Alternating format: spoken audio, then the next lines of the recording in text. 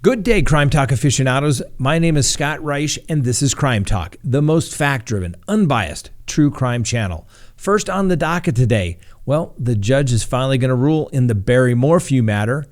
Next, Alex Murdoch appears in court, and this time as a defendant, and if you can't believe it, he may have even more trouble coming his way.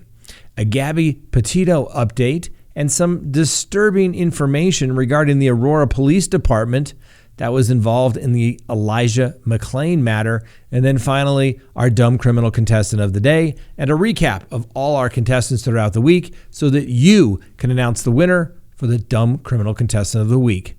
Let's talk about it.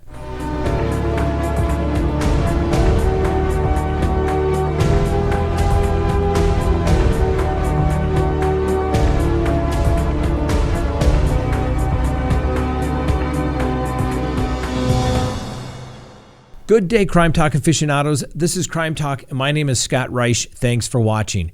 Please hit that like button, and if you haven't done so already, please hit the subscribe button as well. All right, before we get to the docket, ladies and gentlemen, one thing you can be certain about is uncertainty. You never know if there is going to be something that comes your way. Could it be some sort of man-made or nature's natural disaster? You never know, but you need to be prepared for the unexpected. What's the best way to do that? Go to CrimeTalkPrep.com and you can sign up and get a 4-week food supply and get $50 off and free shipping. The bottom line is, if there's something that's going to take place in the world, you are going to have enough food and water and other essentials to get you through those tough times. There are still people that don't have electricity that dealt with Hurricane Ida some 3 weeks ago.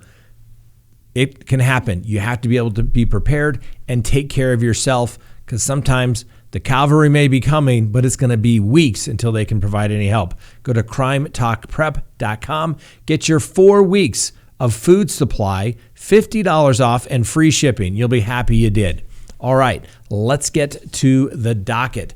The judge in the Barry Morphew matter, Judge Patrick Murphy, is giving his ruling as to whether there's enough evidence to hold Barry Morphew for killing his wife and set the matter over for an arraignment, an ultimate trial, or maybe some sort of disposition. And for those who don't know, obviously Barry Morphew faces 5 felony charges, including the charge of first-degree murder for the death of his wife, Suzanne. He's currently being held without bond in the Chaffee County Jail. And Suzanne Morphew, 49, was reported missing over Mother's Day weekend in 2020.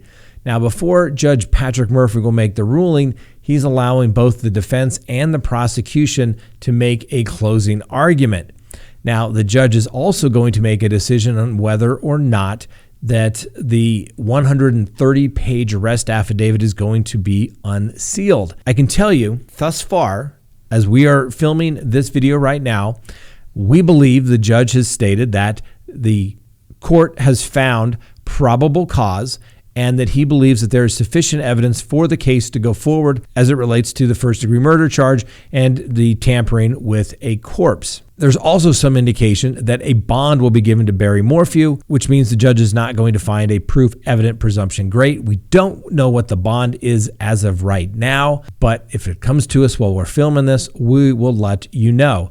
Now, as you may recall, I predicted the court would find probable cause because the preliminary hearing is a very low standard for the case to go forward on. And I also believe that the judge would not find proof evident presumption great, and that the judge would probably set the bond so high that Barry Morphew may not be able to make it. And of course, then after the preliminary hearing, you spend a lot of time and money trying to get out, and now the defendant is probably going to be wondering, wow, why did I spend all that money? I could have waived the preliminary hearing and got to this far. But I still think it was money well spent for Mr. Morphew. We will see how this case plays out. Good lawyers on both sides. Looks like there's a new attorney that's entered for the prosecution and another attorney that is entered for the defense. We'll talk about that more in upcoming shows, but good lawyers on both sides. We'll talk about it more. And as we are filming this video right now, the court has found that Barry Morphew, the government has failed to proof evident presumption great, and a bond will be given. Boom! I called it. We'll see if it's so high, though, that Barry can't make it. I still think it's going to be significant. And remember, the court, when setting the bond, has to set it so that it assures the defendant's appearance in court as well as protects the community. I think the bond is probably going to be set somewhere in the amount of $500,000 to $1 million. We'll have to wait and see. All right, next on the docket, Alex Murdoch. Well, the South Carolina Law Enforcement Division, SLED, announced Wednesday it is investigating the death of Murdoch's housekeeper, Gloria Satterfield, and the handling of her estate. The 57-year-old had been the Murdoch's housekeeper and nanny for around 25 years when she suffered a fatal brain injury following a mystery fall inside the family home. She died several weeks later on February 26 of 2018. Well, Alex Murdoch has been accused of, get this, pocketing $4 million of insurance payout owed to the grieving sons of his longtime housekeeper, Gloria Satterfield. Now, according to Eric Bland, the attorney working for the Satterfield's family, Murdoch convinced Satterfield's son, Michael Satterfield, and Brian Harriet to file a wrongful death lawsuit against him and introduce them to a lawyer, his best friend and college roommate, who's going to handle the case. Murdoch settled the wrongful death claim with the housekeeper's family for $500,000 in 2018.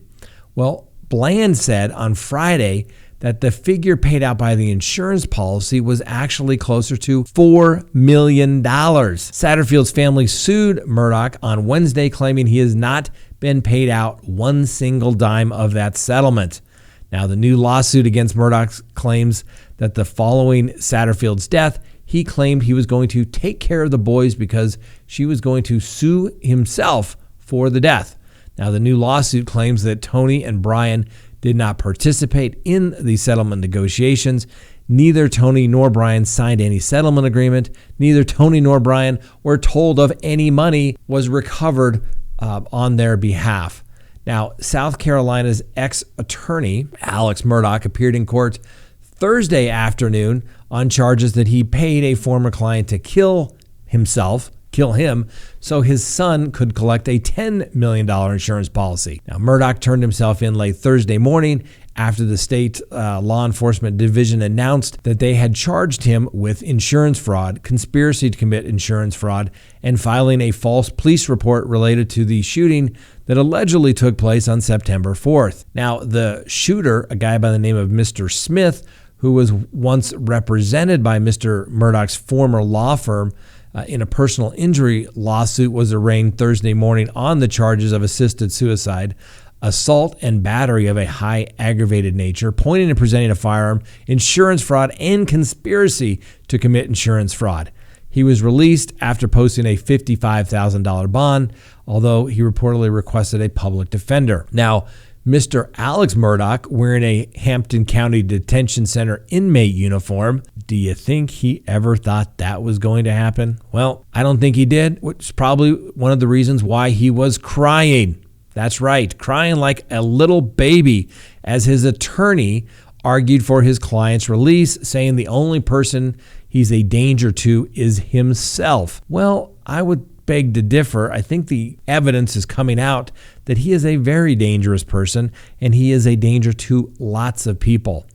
His attorney went on and said his only violence has ever been involved in this, which was to himself. You can see by the mugshot provided by the Hampton County Jail where Murdoch is housed, apparently doesn't show any healing head wounds, the superficial head wounds, kind of contradicts the claims by Murdoch's attorneys, does it not? Well, the judge ordered that Murdoch has to surrender his passport and sign a waiver of extradition, and all that means is that if he fled the state, he would voluntarily come back to the state of South Carolina when he's arrested, and he couldn't fight extradition. And he had him sign a $20,000 personal recognizance bond so that if he fails to show up, in theory, the state would be required to collect $20,000 from him, which they wouldn't. So really, he got out on a no bond hold.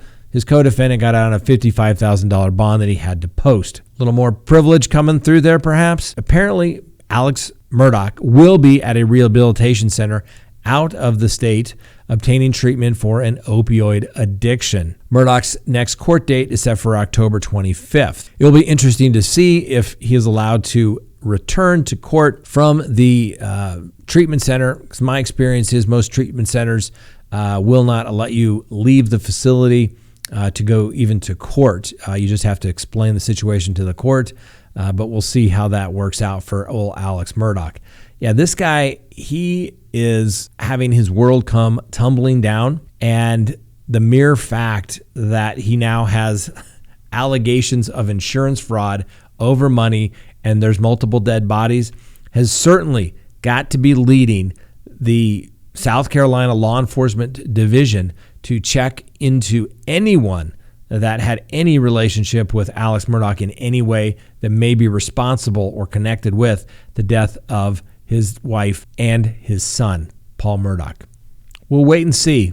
I told you this one was going to be good. Next on the docket, Gabby Potito. An update. The FBI has now reportedly taken over the search for Gabby Potito and are now focusing their efforts in Wyoming. That's Potito's last known location. The FBI apparently has taken over the search because the search is now on federal land and because of the massive national interest in Gabby's disappearance. Now, the missing 22-year-old Gabby Potito's fiance, Brian Landry, still has not spoken to anyone concerning anything pertaining to Potito's disappearance. Brian Landry's sister, Cassie Landry, went on Good Morning America for an interview and said that Potito was like a sister to her. Cassie further went on to say that she has known Gabby for 2 years and that she was a nice, fun young woman. Cassie said that Gabby was loved by her children and that obviously me and my family want Gabby to be found safe. She said she hopes Potito will be found safe and that this is just a big misunderstanding. Now, as for the body cam footage, Cassie said she watched it and didn't find anything peculiar about it and that this was probably just a regular couple spat gone wrong. Now, Cassie and the rest of her family got postcards from Brian and Gabby during their trip, and they would FaceTime to keep in touch with Cassie's kids. Cassie said that she had not been contacted by Potito's family and that she didn't know if it was appropriate to reach out to them. Now, Potito from Long Island, New York, was last heard from on August 25th when the couple had stopped in Grand Teton National Park before heading to Yellowstone. 6 days later, Landry returned to his parents' Northport, Florida residence in the van the two had been traveling in. Potito's mother reported her missing on September 11th. And this week, Landry was formally named a person of interest in the case days after he refused to speak to the detectives. And Cassie also wanted to make it known that even she has not been able to talk to him since the story made national news. Cassie said she's been cooperating with police and helping wherever she can, and that she wishes she could talk to her brother. My guess is that Brian Landry's attorney has said, do not talk even to your family about this because anything you say can and will be used against you. Now, Cassie, Brian Landry's sister, said that she knows that her brother Brian has not reached out to her because his attorney has advised him so. That's right. When asked about what kind of person Brian is, Cassie said that Brian always does the right thing, and she noted how he cooperated with the police in the body cam footage and that he was always there for Gabby when she needed him. Now, a lot of people yesterday in the comments in regards to the video that we put up, so you can watch the video for yourself. A lot of people think that Brian Landry was being manipulative, locking her, Gabby, out of the van, that was in fact domestic abuse. But then you have Gabby admitting that she hit Brian Landry on the arm, which would be an assault. The police, police get a bad rap. Were they trying to do the right thing? Could they have arrested one or both of these individuals? Possibly. Would it maybe change the circumstances here today? Unlikely. If they had arrested both of them, they both would have got out more than like on a PR bond and been back together just like that. The police did what they could for a cooling off period. Who knows? as defense attorneys, we always say we want the police to use and exercise common sense, that you don't always have to arrest everybody. I don't think the police did anything wrong in this particular situation. They made a judgment call, and I don't think you can say, but for that incident, Gabby would still be around today. But as you can see, this is why a lot of states have enacted statutes that when anyone, basically the police, respond to a domestic violence call, somebody is going to jail because they don't want a circumstance like this where they're being second guessed. They'll let the courts sort it out, charge everybody now, let the courts sort it out. We'll wait and see. This is going to be another interesting case, ladies and gentlemen. All right, the Aurora Police Department. They're the police department involved in the death of Elijah McClain. Well, the Colorado Police Department, accused of killing Elijah McClain, apparently is being accused that they're racist and they targeted black people. Now, this is according to an investigation released Wednesday, and it alleges that McClain, a 23-year-old black man, died after cops in Aurora put him in a chokehold, and then paramedics injected him with ketamine back in August of 2019. The stop and detainment of McClain was in line with the Aurora Police Department's pattern of arresting and using force against black people. This was, as I said, a result of an investigation by the Colorado Attorney General's office. And they found that nearly 50% of the use of force incidents in Aurora were against black people, but only 15% of the city's population is black. According to the report, black people were twice as likely to be arrested compared to white people, and non-white people in general were 1.3 times more likely to be arrested than their white counterparts in the East Denver suburb. Now, 3 officers, Randy Rodema, Nathan Woodyard, and Jason Rosenblatt, approached Elijah McClain and stopped him for being suspicious. McClain tried to explain what he was doing, but the officers put him in a chokehold. And Aurora police officers Erica Marrero and Kyle Dittrich and Jaron Jones took a picture that reenacted the chokehold that the 3 officers used on Elijah McClain before his death. The Aurora Police Department later fired these 3 officers who mocked McClain's death in the chokehold photo that they sent to fellow cops. Rodema, Woodyard, and Rosenblatt, the officers who stopped McClain, were all charged on September 1 with manslaughter and negligent homicide. The 2 first responders, paramedic Jeremy Cooper and Fire Lieutenant Peter Schuenek, were also charged. McClain's family has also sued the city of Aurora and the police department, and they allege his death fit the larger custom, policy, and practice of racism and brutality in the department, referring to the Aurora Police Department. Now, let me just give you a little perspective from an attorney here in Colorado. Let me give you a quick story about the last trial that I just did. My client's given me permission to do this, and it involved a case where he was pulled over. He was a young black man, and instead of being given a ticket, which the police officers said that all they wanted to do was do that, but these were gang officers. Gang officers don't normally get involved in traffic enforcement matters unless, of course, they're using it as a pretext, i.e. a fake reason to pull somebody over and to search the car. Well, we filed a motion to suppress. The court denied it. I couldn't believe it. We went to a jury trial. Basically got to present the same evidence that was presented at the motion to suppress. And the jury, although not deciding that the arrest was legal or illegal, certainly was offended and found my client not guilty. Now, I'm not calling anyone a racist, but it certainly would appear as though my client was targeted by the Aurora Police Department. And I think my client would have a good faith basis for coming to that conclusion. I can also tell you, I don't think I've ever lost a trial out there. And you say, God, Scott, you must be a great attorney. Or I can probably hold my own. But the other thing was, everybody in Aurora hates the Aurora Police Department. Now, I'm making an exaggeration when I say everybody, but at least the people who showed up for jury duty were never that impressed with the Aurora Police Department. It was usually an overreaction, and the jury fixed it. I've always said, if you can find and present an injustice to a jury, they will correct it.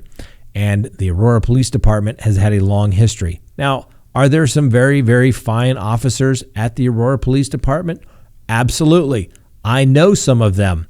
But as I've said it before, all the good work goes out the door because of a few bad apples. And in this particular case, it seems like it's kind of a pattern of bad apples running the show out there.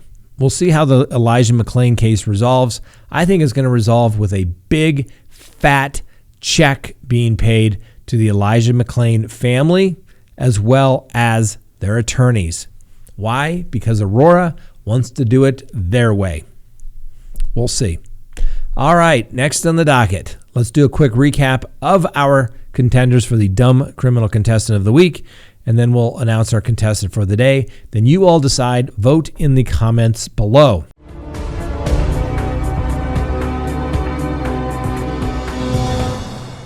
Monday, police responded to a call about a woman acting erratically at the beach at the St. Augustine Beach in Florida, and Kalani Kroll was found in distress. She said she needed CPR and other treatment. Police escorted her to an ambulance, and Miss Kroll began running around. Kroll then allegedly had opened the door of the unsecured fire engine and got into the driver's seat. The St. Johns County Fire Rescue personnel responded by pulling her out of the cab. That's right. So another person stealing first responders' equipment. Then we have Mr. Mark Filya, 41, arrested just last Saturday and charged in connection with a 1-week exposure spree that began on August 31st and victimized workers at 3 separate toll plazas in Florida. He was arrested at his residence in St. Cloud and booked into jail on 6 felony exposures and sexual organ counts and 1 misdemeanor exposure. At least he wasn't stealing their equipment. He was just showing his. Texas attorney Mark Metzger was walking down the beach dressed as Mike Myers from Halloween, complete with a fake knife and fake blood. Metzger posted to his social media account that he was pranking Galveston after the hurricane. A few people wanted to take photos with him, but a few were not amused, called the police, and he was cited for disorderly conduct. Then Thursday, deputies found 33-year-old David Chambliss of Everett, Washington, driving a van and pulled him over at the Stinker Stores gas station off a hit road in 17th Street. Chambliss got out of the van, stood very close to the deputies, stating that he was God and that he didn't have to pay for any gas. Apparently, after running in circles in the parking lot, Chambliss stopped again for a moment and the deputies tased him. Apparently no effect because, well, maybe he was in fact God. Chambliss got back into his van, drove through the parking lot. Chambliss's van was eventually stopped, and he was pulled out a large sword. Police attempted to tase him again, but once again, unaffected. Chambliss is charged with felony aggravated battery, attempt to elude law enforcement, misdemeanor resisting arrest, and misdemeanor driving under the influence. So obviously the police ultimately got him, and apparently he's still there because he's, well, not God. And today, a 43-year-old Costa Mesa man was arrested on suspicion of using a drone to airdrop illegal drugs into the outdoor recreational area of a local jail yard in the city of Orange. The city of Orange is where my daughter went to college at Chapman University. And so along with numerous other crimes, he's been charged. The drone was found carrying heroin, methamphetamine, Xanax pills, and muscle relaxers. Obviously things you cannot go without in the detention center. A search for the suspect led investigators to the Costa Mesa residence of Che Cody Smart, where the police executed a search warrant, located multiple illegal firearms and undisclosed amounts of fentanyl, and a remote controller later determined to pair with the drone that was found in the jail. Wow. Mr. Smart, not so smart. One, you know they were going to be able to find the drone because, well, when you sign up for your drone, they track it. They can tell it where it goes. The controller's going to match up. Then you have drugs and guns, and drugs complicate everything on top of all the fentanyl. Man, Mr. Smart, you are not that smart. You are definitely a contender for the Dumb Criminal Contestant of the Week. Please vote below. We'll announce the winner on Monday. The winner will get cool CrimeTalk gear. If you'd like to get some, hit the link below. All right, Thanks for watching. That's all we have for you today. Have a wonderful day. We'll see you next time on Crime Talk.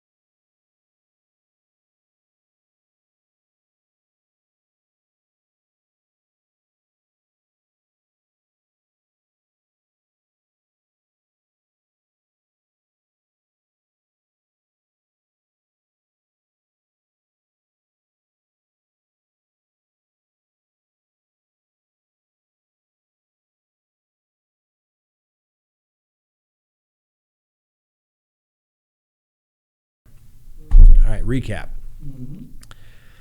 Good day, Crime Talk aficionados. It's Saturday. What does that mean? It is time for the Crime Talk recap with all of the top stories from throughout the week, all in one convenient location right here, right now. Hope you enjoy it. We'll see you next time.